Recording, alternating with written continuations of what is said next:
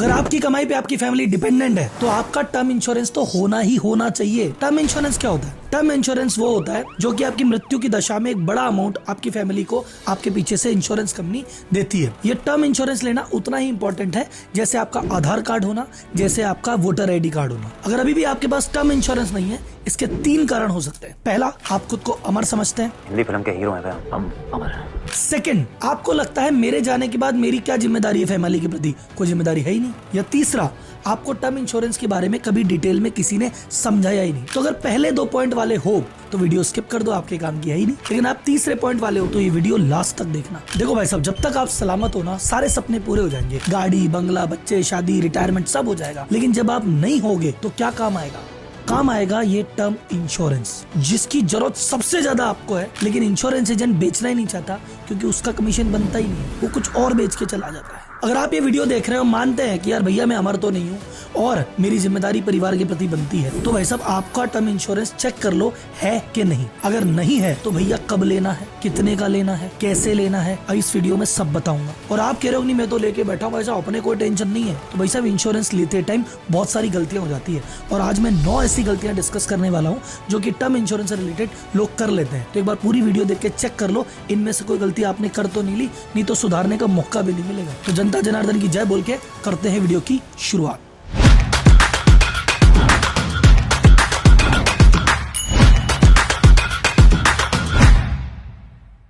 तो सबसे पहली गलती ये है टर्म इंश्योरेंस ना लेना। देखो, टर्म इंश्योरेंस सबसे बेस्ट इंश्योरेंस मैं मानता हूं। क्यों?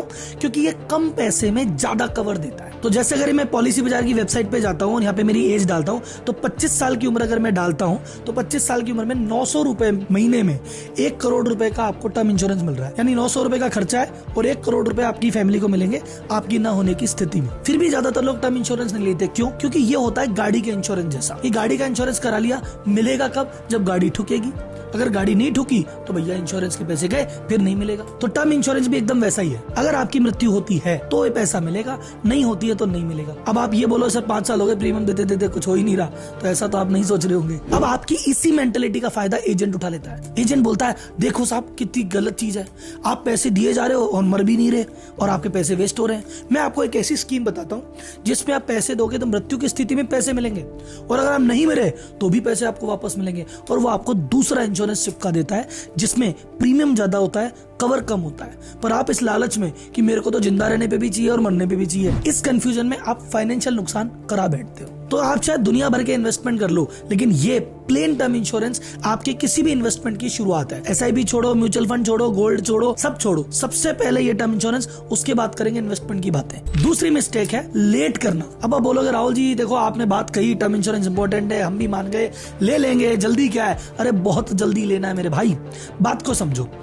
ये टर्म इंश्योरेंस है, एक बार ले लिया फिक्स हो गया। अब मान लो मैं अभी पॉलिसी बाजार की साइट पे जाता हूँ और मेरी एज डालता हूँ कि मैं 25 साल का हूँ साहब, तो मेरा इंश्योरेंस निकल के आ रहा है 900 रुपए पर मंथ। और जैसे ही जाके मैं अपनी एज 35 कर देता हूँ, ये निकल के आ रहा है 1270 रुपए। यानी मेरे एडिशनल कितने लग गए? 370 रुपए। 12 महीने से कैलकुलेट करूँ 4000 से ज्यादा का सालाना प्रीमियम मेरा बढ़ गया। पहला नुकसान हो गया। दूसरा नुकसान, मैं 25 साल की उम्र में लेता तो 60 साल तक, 35 साल तक का मेरा कवर था। अब मैं सोच रहा हूँ 35 में लूंगा तो भैया 25 से 35 के बीच में कुछ हो गया तो तुम्हारा क्या होगा जनाबे अली? और मान लो 25 की उम्र में तुम 900 रुपए महीना दे रहे हो सकता है तुम्हें आज दुख रहा हो, लेकिन 5 साल बाद 900 की क्या वैल्यू, 10 साल बाद 900 की क्या वैल्यू? 45 की उम्र में 900 दे रहे होंगे तो ऐसा लगेगा चिल्लर बांट रहे हैं, लेकिन बदले में कवर कितने का लेके बैठे हैं? 1 करोड़ रुपए का। तो भाई साहब दिमाग लगाओ थोड़ा सा। तीसरी मिस्टेक, प्रीमियम थोड़ा बचा लेते हैं, कम पैसे का ले लेते हैं। एक आम आदमी कोई 23-24 साल 25 साल की उम्र में जॉब पे लगा है, मैं 25-30 हजार की नौकरी करने वाला आदमी हूँ, मेरे 3-3.5 लाख की इनकम है। मैं अगर मेरे कुछ हो गया तो मैं सोचता हूँ 25 लाख का इंश्योरेंस करा लेता हूँ। 25 लाख तो बहुत बड़ी रकम है। ऐसा तुम्हें अभी लग रहा है कि 25 लाख बहुत बड़ी रकम है। अगर 5 साल बाद, 10 साल, 15 साल बाद कुछ हो गया तो 15 साल बाद जब 25 लाख मिलेगा ना, ऊंट के मुंह में जीरा होगा। तो भाई साहब आपको कितना इंश्योरेंस लेना चाहिए? आपकी जितनी एनुअल इनकम है उसका कम से कम 15 से 20 गुना। यानी अगर तुम कमा रहे हो 3 लाख रुपए, 20 गुना 60 लाख तक का तो मिनिमम लेना चाहिए। और इसमें भी ऑप्शंस आते हैं कि बकायदा आपने आज प्रीमियम लिया और उसमें एक ऑप्शन चूज कर लिया कि भैया ये जो मेरा अमाउंट है ना, हर साल 5% धीरे धीरे बढ़ाते रहना जब तक कि डबल ना हो जाए। कुछ होती है लाइफ इवेंट पॉलिसी, वहां पे क्या होता है जैसे ही शादी होगी 50% बढ़ जाएगा, पहला बच्चे पे 25% बढ़ जाएगा, दूसरे पे और 25 बढ़ जाएगा। तो ये इस तरह की पॉलिसी भी होती है जिसके हिसाब से जैसे जैसे आपकी जिंदगी आगे बढ़ती है ये कवर भी आगे बढ़ता जाता है। मिस्टेक नंबर 4, चूजिंग लिमिटेड पे। ये क्या होता है साहब, जैसे ही आप किसी भी प्रकार का पॉलिसी खरीदने जाओगे आपको 2 ऑप्शन दिए जाएंगे, चाहे आप किसी एजेंट से लो या किसी और वेबसाइट पे जाके लो या पॉलिसी बाजार पे जाके सब प्लान को कंपेयर करके वहां पे लो। वहां पे आपको 2 ऑप्शन दिए जाएंगे कि एक तो रेगुलर पे, कि भैया जैसे अभी मैंने आपको एग्जांपल बताया कि मैंने मेरा एज डाली, राहुल मलोदिया 35 साल का बंदा, और वो सारी चीज डाली, मेरा प्रीमियम निकल के आया 1270 रुपए महीने का। मेरी एज कैलकुलेट कर रहा है 34 साल, दे रहा है 60 साल तक का, यानी कह रहा है भैया 26 साल तक आपको ये वाला प्रीमियम मंथली देना है। मुझे साथ में एक दूसरा ऑप्शन और दे रहा है कि देखो राहुल जी अगर थोड़ी समझदारी दिखाओ तो आप एक काम करो, आप थोड़ा सा प्रीमियम बढ़ा दो, 2385 रुपए मुझे दे दो, और ये सिर्फ आपको 10 साल तक देने, 10 साल तक देना, उसके बाद देना बंद कर देना। आपका पूरा 26 साल का कवर कर देंगे, पैसे सिर्फ 10 साल तक देने। हाँ थोड़े से ज्यादा ले रहे हैं शुरुआत में, लेकिन अगर ओवरऑल बात की जाएगी तो आपके 1,09,000 रुपए बचेंगे। तो कई लोग कहते हैं कि यार इधर ही ले लेते हैं, पैसे बच रहे हैं, आदमी को चाहिए बचत। मैं कह रहा हूं भैया नहीं लेना, यही मिस्टेक है। अब आप बोलोगे राहुल जी इसमें क्यों मिस्टेक है, क्या बात हो गई? मैं कह रहा हूँ कि यार मुझे अभी देने थे 1270, ये मांग रहे 2385, तो ये जो 1100 रुपए मेरे से एक्स्ट्रा मांग रहे हैं, अगर मैं इसको इन्वेस्ट कर दूं और 12% की रिटर्न आने लग जाए मेरी, तो मेरे को मिलेंगे 2,55,000 रुपए। यहाँ बच रहे थे 1,09, कह रहे 1,09 बच जाएगा। अरे भैया मेरे 2,55 कमा लूंगा ना यार, मैं तो तुम्हारी कैलकुलेशन से 1.5 लाख रुपए और ऊपर ले जाऊंगा। तो कहने का मतलब कभी भी आपको कोई व्यक्ति कहे कि मुझे पैसे अभी ज्यादा दे दो, बाद में देखी जाएगी, बात किसी ने नहीं देखा भाई साहब। आप बोलो मैं तो अभी कम दूंगा, बाद में देख लेंगे। इन्वेस्टमेंट अगर करना है ना आपको तो करने की बहुत सारी जगह है, म्यूचुअल फंड है, SIP है, कहीं भी लगा देना, लेकिन यहाँ पे इनको ज्यादा देने से क्या मतलब? जो काम अपना 1 करोड़ रुपए का कवर है जो 1300 में हो सकता है उसके 2500 क्यों देने? 5वीं mistake, taking the whole life insurance. ये क्या होता है साहब? ये जितने भी इंश्योरेंस है ये टर्म इंश्योरेंस, यानी एक फिक्स टर्म के लिए मिलते हैं। तो आपने कहा फॉर एग्जांपल 35 साल की उम्र में ले रहा हूँ तो मुझे अगले 25 साल के लिए कवर है, 60 साल तक का कवर है। ये कुछ कहते हैं अरे देखो थोड़ा सा प्रीमियम ज्यादा अगर दे दोगे तो इसको 60 साल को बढ़ा के होल लाइफ कर देंगे, तुमको 99 साल की उम्र तक कभी भी कुछ भी हो हम बैठे हैं साहब, 35 से लेके 25 साल तक प्रीमियम दूं, 60 के बाद अगर मैं 60 तक नहीं मरा तो सारा प्रीमियम वेस्ट है, और बाद में 61-62 में कुछ हो गया तो आदमी कह रहा है कि भैया मेरे को तो 99 साल तक का चाहिए, उस चक्कर में प्रीमियम बढ़ जाता है। मैं बोलता हूँ जरूरत ही नहीं है। टर्म इंश्योरेंस का सीधा सा गेम है कि भैया अगर मुझे कुछ हो जाए तो पीछे से घर वालों को मिलना चाहिए, उनकी सेफ्टी सिक्योरिटी होनी चाहिए। अगर आप 60 साल के हो गए तो समझो ना सर आपने जीवन की सारी इंपॉर्टेंट चीज कर ली, गाड़ी ले ली, घर बना लिया, बच्चे हो गए, उनकी शादी हो गई, उनके बच्चे हो गए, अब तो वो आगे अपनी व्यवस्था कर लेंगे, अब आप पे कोई डिपेंडेंट नहीं है, अब आप तो सेटल्ड हो, तो अब आगे इंश्योरेंस दे लेने से क्या मतलब निकलता है? तो 5 गलती कवर कर चुके हैं, 4 गलती और कवर करने वाले हैं, और ये भी बहुत इंपॉर्टेंट है भाई साहब।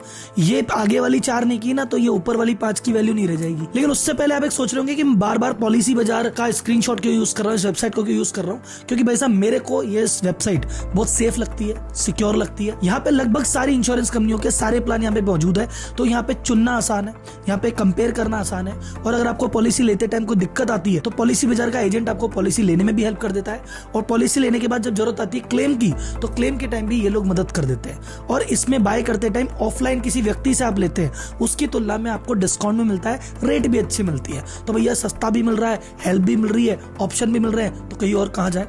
तो इसके लिए मैंने नीचे एक लिंक डिस्क्रिप्शन में दिया है, अगर आपको चेकआउट करना है तो उस पर लिंक पे जाके वहां से पॉलिसी बाजार को देख सकते हैं, सारी चीज आपको वहां पे मिल जाएगी। अब चलते हैं अगली गलती पे। मिस्टेक नंबर 6, राइडर ना लेना। राइडर क्या होता है? आपने प्लेन इंश्योरेंस तो ले लिया कि भैया ये मेरा प्रीमियम लो, अगर मेरे कुछ हो गया मृत्यु के केस में मुझे इतने पैसे दे देना। इसके अलावा भी कुछ ऑप्शंस और देते हैं, उसके थोड़े एडिशनल पैसे होते हैं। तो कुछ क्रिटिकल इलनेस राइडर होता है कि अगर ये क्रिटिकल इलनेस हो गई तो एक लमसम अमाउंट आपको और साथ में मिल जाता है इस मेन कवर के अलावा। एक राइडर होता है एक्सीडेंटल डेथ बेनिफिट, कि आपकी नॉर्मल कोर्स में मृत्यु हो तो आपका कवर 1 करोड़ है, आपको 1 करोड़ मिलेगा, लेकिन अगर आपकी एक्सीडेंट से मृत्यु हुई तो एक तो है ही, प्लस ये जो आपने कवर लोगे वो और एडिशनल मिलेगा। तो मान लो 1 करोड़ का कोर इंश्योरेंस लिया आपने, बेसिक इंश्योरेंस, 50 लाख का आपने एक्सीडेंट का क्लेम ले लिया, तो आपको अगर एक्सीडेंट से मृत्यु हुई तो आपको 1 + 50 1.5 मिलेंगे। एक होता है टर्मिनल इलनेस राइडर। इसमें क्या है, अगर आपकी मृत्यु किसी चीज से कंफर्म है कि ऐसी बीमारी होगी कि भाई आप 3-6 महीने बचे हैं आपके पास, तो इस राइडर के भरोसे आपको जो आपका कवर अमाउंट है वो मृत्यु से पहले भी मिल जाता है। मिस्टेक नंबर 7, देखो जी, जैसी पॉलिसी बाजार में जाओगे सारी डिटेल डालोगे, आपके सामने बहुत सारे ऑप्शन आएंगे। अब आपको लगेगा ऑप्शन सब एक जैसे है, कौन सी कंपनी से लूं? तो कंपनी के देखने के लिए क्राइटेरिया होता है क्लेम सेटलमेंट रेशियो। कंपनियों का ऐसा आता है 98%, 99%, और आप लोग कहते हो यार क्लेम सेटलमेंट तो बहुत सही है यार, इस कंपनी का तो 99 है, मजा आ गया। लेकिन वैसे कई बार वो मिसलीडिंग होता है। क्या होता है, कंपनी के पास 1 लाख क्लेम आए उसने 99,000 तो पास कर दिए, उससे परसेंटेज हो गया 99%, लेकिन वो 1,000 जो रोके वो मोटे मोटे अमाउंट थे। तो बड़े बड़े अमाउंट होते हैं वो तो रोक लेती है, छोटे छोटे क्लियर कर लेती है। तो आपको क्या देखना है, क्लेम सेटलमेंट रेशियो तो देखना ही है, claim settlement by value ratio भी देखना है कि वैल्यू वाइज बताओ जी, अमाउंट वाइज बताओ कितना क्लेम सेटलमेंट है, तो वहां से असली पिक्चर निकल के आती है। Mistake number 8, wrong option choose करना पेमेंट के टाइम पे। सर ये क्या होता है, देखो जी, जैसे आप पॉलिसी ले रहे होते हो ना, ये आपसे पूछता है कि भाई साहब ये जो आपका 1 करोड़ का क्लेम है मान लो, ये कैसे चाहिए। 3 ऑप्शन देता है कि 1 करोड़ रुपए इकट्ठा दे दें आपको, दूसरा ऑप्शन कहता है 1 करोड़ रुपए इकट्ठा नहीं देंगे, हम आपको एक फिक्स अमाउंट है 40,000 50,000 महीने महीने देंगे, महीने महीने दे दें। तीसरा ऑप्शन आता है 50 लाख एक बार में ले लेना, 50 लाख टुकड़ों में ले लेना। तो कौन सा ऑप्शन चूज करना है, कई लोग इसमें गलती कर देते हैं। तो राहुल जी सही ऑप्शन कौन सा है, डिपेंड करता है आपकी फैमिली कितनी लिटरेट है या कितना ज्यादा फाइनेंशियल मैटर को समझती है। फॉर एग्जाम्पल आपको ऐसा लगता है कि भाई साहब मेरी जो फैमिली है भैया बहुत ज्यादा समझदार नहीं है, और अगर इतना सारा पैसा एक बार में आ गया तो यार आसपास वाले तो भैया लूट लेंगे और कुछ समय बाद तो वाला वापस हालत खराब हो जाएगी, मेरी फैमिली इतनी सक्षम नहीं है कि इतने पैसे को एक बार में संभाल सके। तो आप बोलो भैया मेरे को तो मंथली वाला पेमेंट का ऑप्शन चाहिए, ताकि मेरी फैमिली को मेरे जाने के बाद से एक फिक्स अमाउंट महीने दर महीने मिलता रहे, ताकि उनको कोई दिक्कत ना आए।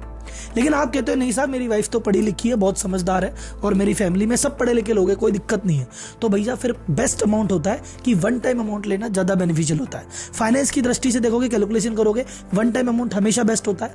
लेकिन अगर आपकी स्थिति ऐसी कि 1 करोड़ 2 करोड़ कोई नहीं संभाल पाए, तो शॉर्ट टर्म वाला अमाउंट ठीक है, या फिर ये बीच का रास्ता भी अपॉइंट कर सकते हो, जैसी आपकी स्थिति है। And last but not the least, देखने में बड़ी कॉमन सेंस लगती है पर सबसे बड़ी प्रॉब्लम है ये, बंदे ने इंश्योरेंस पॉलिसी ले ली, टर्म इंश्योरेंस ले लिया, उसने 10 साल से प्रीमियम दे रहा है, लेकिन उसकी पॉलिसी की कॉपी संभाल के नहीं रखी, उसके जो प्रीमियम दे रहा है उसके प्रूफ संभाल के नहीं रखे, और सबसे इंपॉर्टेंट फैमिली को बताया नहीं कि मैं पॉलिसी लेके बैठा हूं, बोले एक दिन सरप्राइज दूंगा, जिंदगी सरप्राइज दे देगी तुम्हें। तो अगर आप टर्म इंश्योरेंस ले रहे हो तो भैया लेते ही अपनी फैमिली को बैठा के समझाओ, किसी समझदार व्यक्ति को, वाइफ को, बच्चों को, 1-2 जनों को, अपने यार दोस्तों को समझाओ कि भैया मैंने पॉलिसी ली है, मेरी मृत्यु पे 1 करोड़ रुपए मिलेंगे, ये इस फाइल में ये ओरिजिनल कॉपी पड़ी है, यहाँ पे मैं किस्तें जमा करा रहा हूँ, और ये फाइल इस अलमारी में इस जगह पड़ी है, तो कल को मेरे को कुछ हो जाए तो ये फाइल निकाल के ये बंदे के नंबर लिखे, या ये पॉलिसी एग्जीक्यूटिव है, या ये इस कंपनी है, इस पे जाके क्लेम कर लेना, ताकि तुमको बेनिफिट मिल जाएगा।